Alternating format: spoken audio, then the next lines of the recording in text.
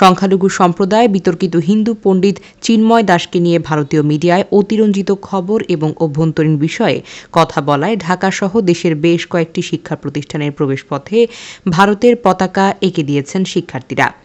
এরপর পতাকাকে অবমাননা এবং হিন্দুদের উপর কথিত হামলা বৃদ্ধি নিয়ে বাংলাদেশি রোগীদের চিকিৎসা না দেওয়ার ঘোষণা দিয়েছে কলকাতার একটি হাসপাতাল। এরপর আরও কয়েকটি ভারতীয় হাসপাতাল বলেছে তারা বাংলাদেশিদের চিকিৎসা দেবে না। তবে পশ্চিমবঙ্গের শিলিগুড়ির এক চিকিৎসক বলেছেন তিনি বাংলাদেশিদের চিকিৎসা দেবেন, কিন্তু এর জন্য ভারতীয় পতাকায় প্রণাম করে তার চেম্বারে প্রবেশ করতে হবে। শিখর বন্দ্যোপাধ্যায় নামের এক চিকিৎসক সংবাদ মাধ্যম দ্য ইন্ডিয়ান এক্সপ্রেসকে বলেছেন, বাংলাদেশে আমাদের পতাকাকে অবমাননা করা হয়েছে, যা আমাকে কষ্ট দিয়েছে। আমি রোগীদের ফিরিয়ে দিতে চাই না, কিন্তু যারা আমাদের দেশে আসবে তাদের আমাদের পতাকাকে সম্মান জানাতে হবে।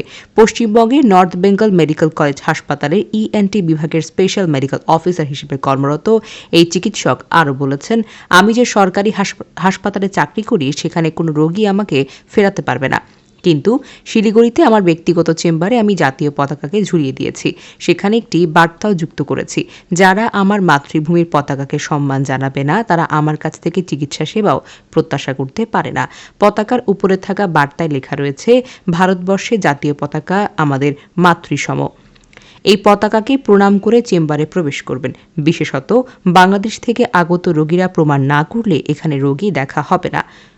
চন্দ্রনাথ অধিকারী নামের অপর এক চিকিৎসক ইন্ডিয়ান এক্সপ্রেসকে বলেছেন, তিনিও যে সরকারি হাসপাতালে কাজ করেন সেখানে সবাইকে চিকিৎসা দেবেন, কিন্তু নিজের ব্যক্তিগত চেম্বারে তিনি কোনো বাংলাদেশি রোগীকে চিকিৎসা করবেন না।